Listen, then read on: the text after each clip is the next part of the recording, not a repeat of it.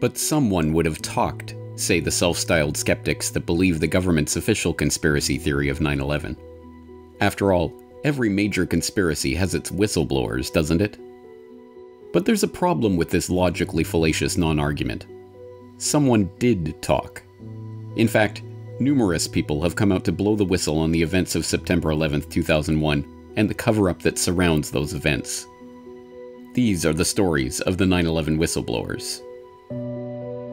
You're tuned in to the Corbett Report.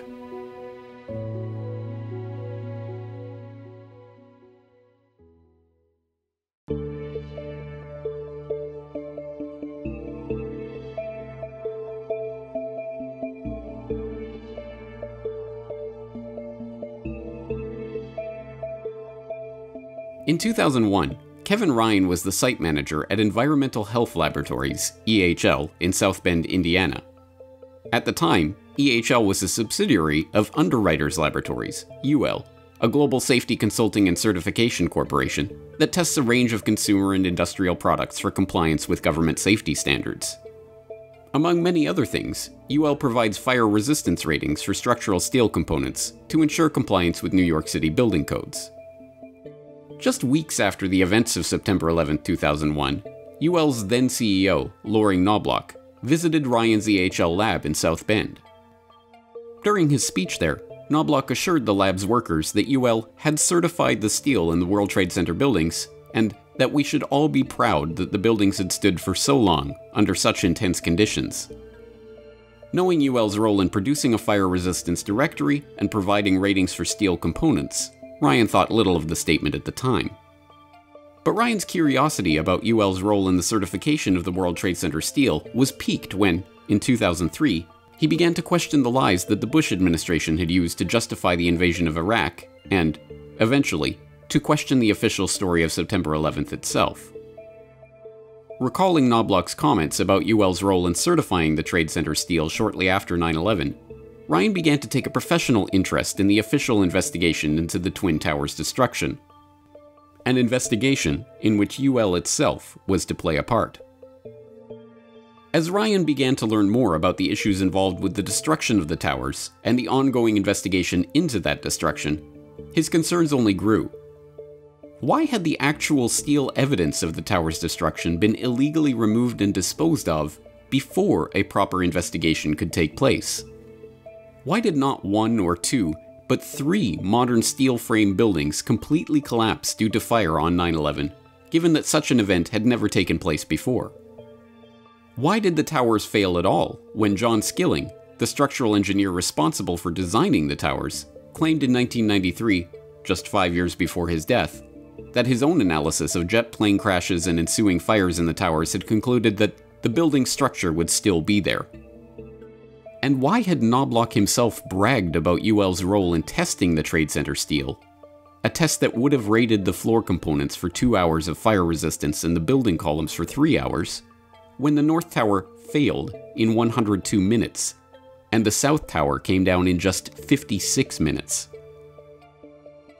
These concerns prompted Ryan, in October 2003, to write directly to Loring Knobloch, outlining his thoughts and asking what Knobloch was doing to protect our reputation. But if Ryan was expecting Knobloch to put his mind at ease about these issues, he was sorely disappointed. Instead, Knobloch, who included Tom Chapin, then the head of UL's Fire Resistance Division, in the email chain, wrote a response that only raised more questions than it answered. Knobloch copied Tom Chapin on his response to me because it was Tom's job as the leader of the Fire Resistance Division to really address these kinds of things. And interestingly, Tom Chapin had written an editorial letter to the editors of the New York Times in 2002, where he basically admitted again that UL's testing had been behind the fire resistance of the World Trade Center towers. And so I've written about that a little bit. But he was very clear that the World Trade Center stood for as long as it did because of UL's testing. And the problem, of course, with that is that the South Tower lasted for only 56 minutes after after it was hit. And the testing that was required by New York City code was 3 hours of fire resistance for the columns and 2 hours for the floor assemblies.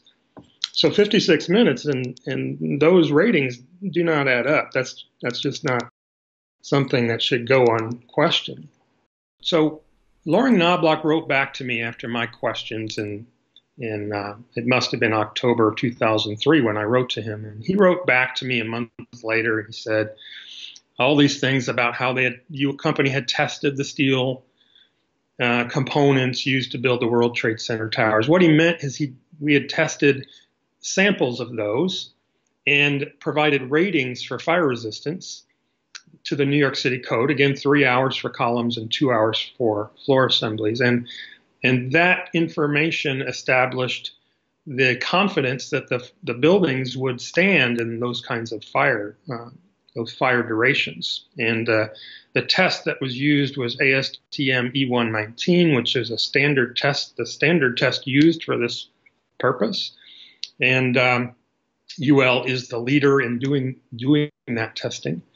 So it wasn't a surprise. And not only that, but NIST, the NIST government agency NIST had made clear in some of their progress reports that UL had consulted with the construction companies for the World Trade Center towers. And throughout the building of the buildings, that UL had provided that information. So it's really not a surprise at all. And Tom Chapin replied further to me that the NIST agency was doing an investigation and asked me basically to kind of have patience, and I did for maybe the next year. In 2002, NIST began its 3-year, $16 million study of the Twin Towers' failure. Tom Chapin had assured Ryan that UL was cooperating with this investigation and that his concerns would be allayed once the final report was released.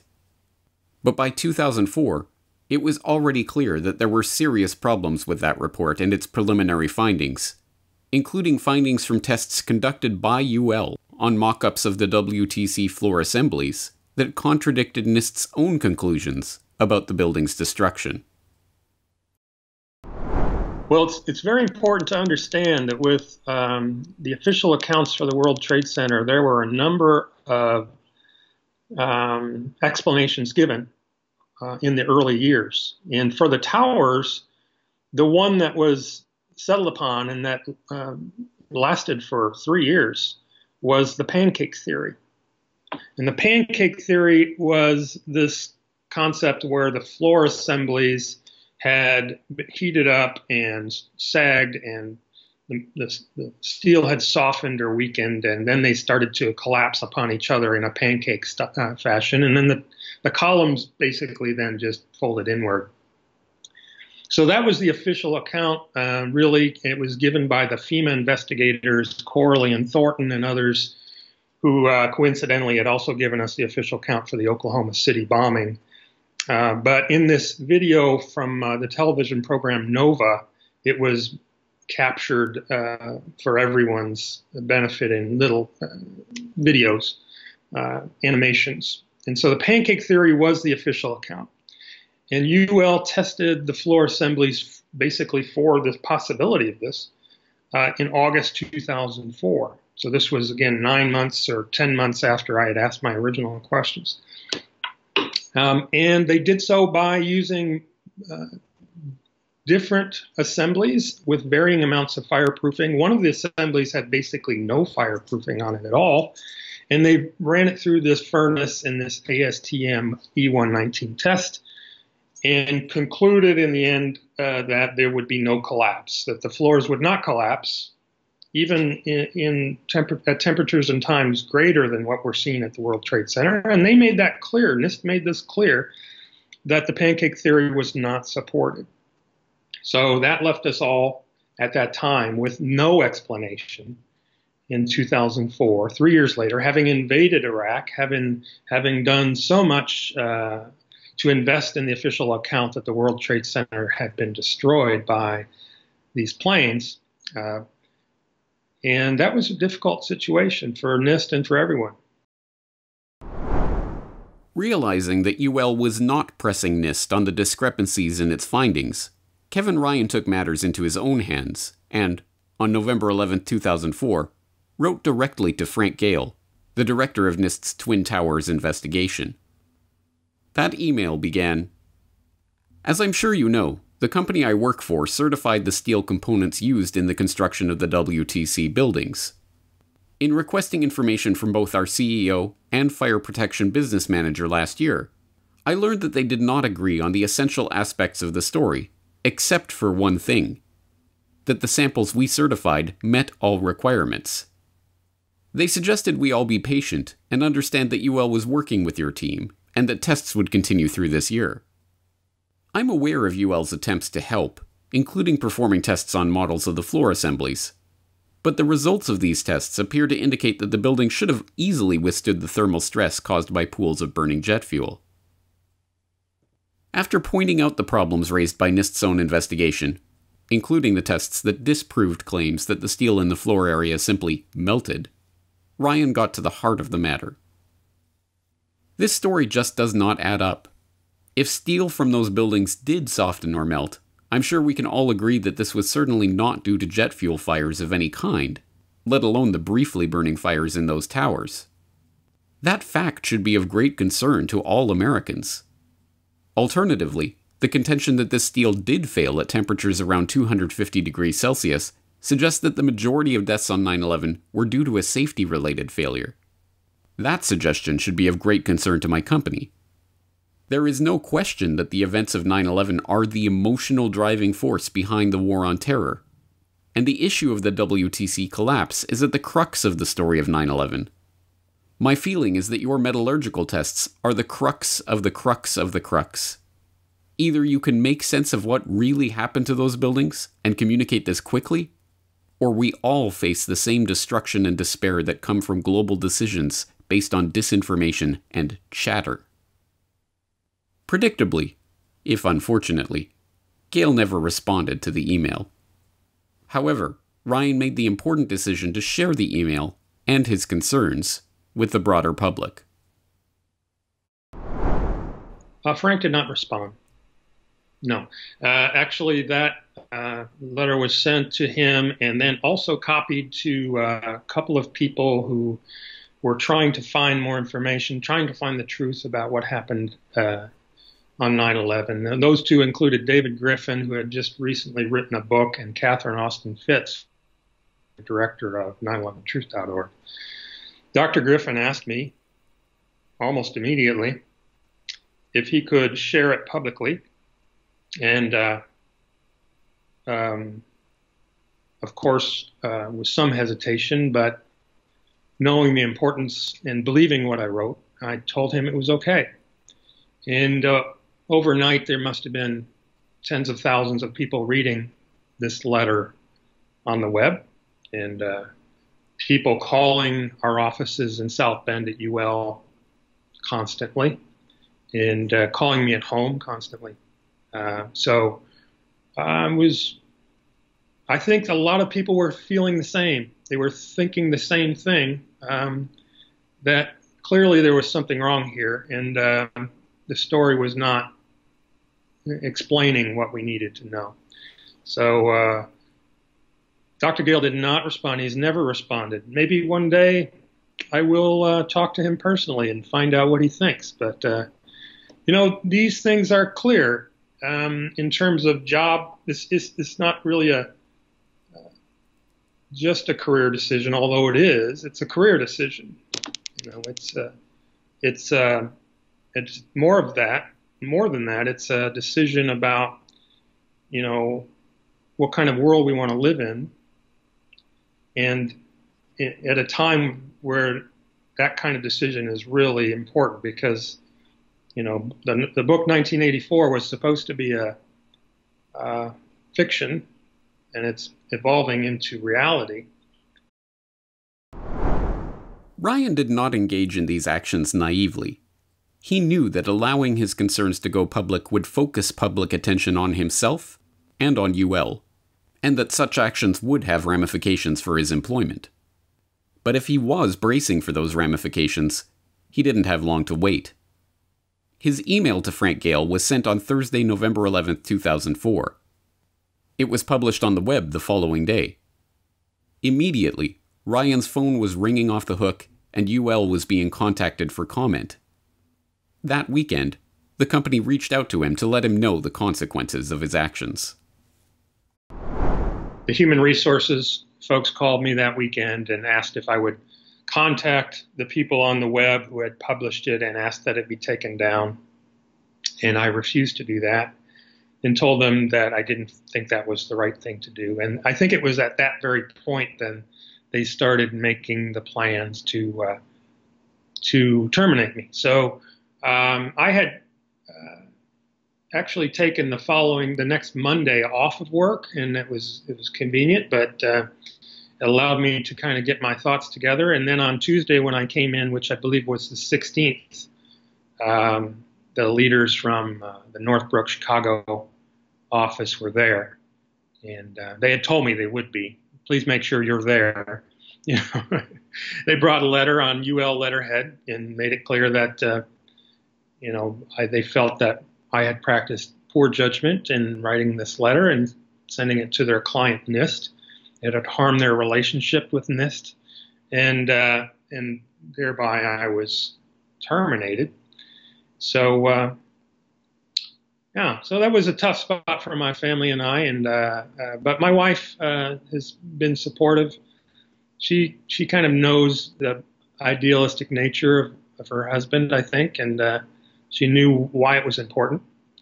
And we've done fine. We've gotten by, gotten other jobs, and that's, I believe people should recognize that, that it's not the end of the world to lose your job. Sometimes it's a new beginning that is useful. Not for courting controversy, but merely for pointing out the glaring truth, Ryan was fired from his job. Like so many other whistleblowers in so many other stories, Ryan paid a price for doing what his conscience demanded. Also, like many other brave men and women who have been thrust into the position of blowing the whistle, Ryan has found a way to thrive despite the setbacks. Rather than keeping quiet and moving on with his life, Ryan has doubled down on his efforts, founding several action groups, editing the Journal of 9/11 Studies, writing articles and books on the subject of 9/11, volunteering on the board of directors of Architects and Engineers for 9/11 Truth, delivering lectures on the destruction of the World Trade Center, and continuing to raise public awareness of the problems with the official story of the founding event of the War on Terror. In the end, despite the high price he paid career-wise, Ryan feels that his decision to blow the whistle and call out the self-contradictions of the NIST investigation was worth it. After all, it is only when those who know the truth are unafraid to step up and speak it, regardless of the personal consequences, that we will ever hope to achieve true justice. What I've been able to benefit from is understanding a lot more about society, history, politics, being better at communicating myself. And I've met a lot of great people. We've worked together to raise awareness and try to bring justice for 9/11. I've met and presented with 9/11 victims' family members. I've met 9/11 Commission leaders and other people who were very central to this story. I have so many great researchers, so many great people. So overall, it was definitely worth it for me. It's a personal decision, of course, and it has to be motivated by trying to do some good. If it's not motivated by trying to do some good, then you're doing the wrong thing.